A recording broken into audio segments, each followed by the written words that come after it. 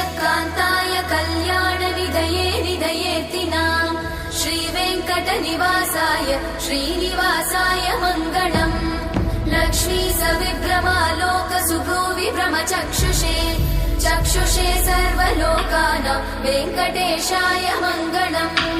श्रीवेङ्कटाद्रिशृङ्गाग्रमङ्गलाभरणाङ्गये